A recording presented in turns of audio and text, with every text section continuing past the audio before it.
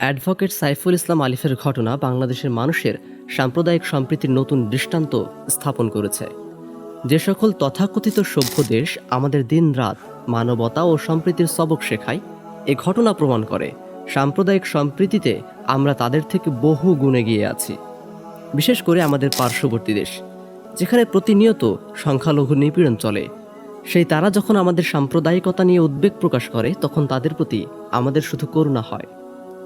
আমাদের সম্প্রীতি প্রমাণ করে অন্য অনেক বিষয়ে আমরা পৃথিবী থেকে পিছিয়ে থাকলেও সহনশীলতা, বৈষম্যহীনতা ও সম্প্রীতিতে আমরা বহুগুণ এগিয়ে আছি।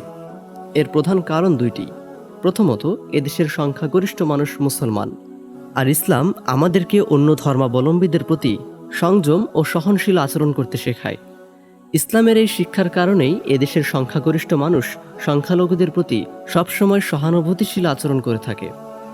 দ্বিতীয়ত, এদেশের আলেমগণ দেশের সকল সংকটময় মুহূর্তে পরম দায়িত্বশীলতার পরিচয় দিয়ে থাকেন, যার সুফল আমরা সব ধরনের মানুষ ভোগ করে থাকি। এ কারণে আলেমদেরকে দেশের মূল ধারায় যত বেশি সম্পৃক্ত করা যাবে, দেশ ও দেশের মানুষ তত বেশি উপকৃত হবে।